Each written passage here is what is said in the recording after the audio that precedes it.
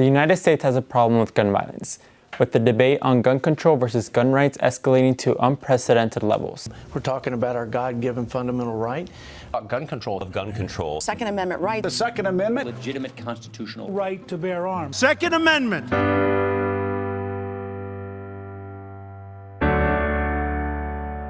A spate of recent mass shootings has ignited an emotional response to the issue of gun rights, control, and usage in virtually all Americans.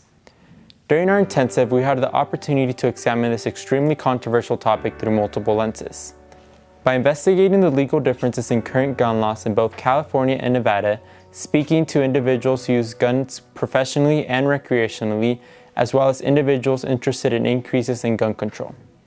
I stand towards the pro-gun control side because I believe that guns in America are causing more problems rather than fixing them. And I respect everyone's right to own a gun, but certain guns I feel should not be legal. I stand on the pro-gun side because I see major benefits in the American people having weapons or firearms. My first reaction to speaking with the experts was disappointment with some because of their use of folk wisdom and anecdotal evidence rather than fact, but I was pleasantly surprised with others with their use of fact to support their opinions. I find it interesting because when you think, oh, a Hearing Protection Act, well, that's kind of a good thing, let's not harm our hearing, when in fact it's a silencer bill. And according to law enforcement, it would make it very difficult when someone has a silencer on their gun to know where the shots are coming from. And that's been proven out in Las Vegas. My personal belief, I believe they should have the right to have that weapon. Because unfortunately, it's not the weapon that's causing all this chaos, it's the person. The most interesting things I learned on this intensive were the California gun laws in contrast to the Nevada ones.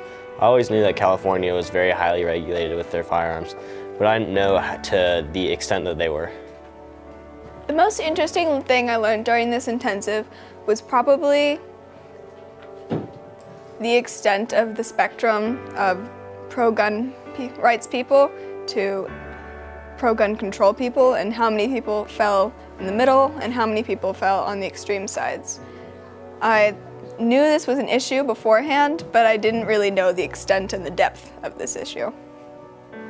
We see spikes in public support for stricter laws in the wake of mass shootings, like Columbine, Sandy Hook, and Las Vegas. But in a matter of weeks, the bumps fade. In fact, overall Americans have actually grown less supportive of gun control over the past 25 years. The shootings, meanwhile, continue. Right now, I can see no real solution, but I think that maybe a more intensive background check, maybe like even change the rules to HIPAA, even though it's very far out there, could possibly help with our current problem. I believe the first step to solving this complex issue would be to enforce greater background checks, because background checks aren't necessarily a problem for the majority of responsible gun owners, but they would easily weed out those who should not be owning guns. I don't understand why I could still go in a store and buy a weapon of war. There's no better time than now to talk about gun control. We went into the field thinking everyone would come to a common conclusion, but we realized that this is no easy topic to tackle. Everyone in our group had their own opinion on this controversial issue, like most people in America do. Proponents on both sides were steadfast on their opinion and didn't think they would budge. In the end, everyone's knowledge grew. While their opinions may not have changed, they were definitely enlightened.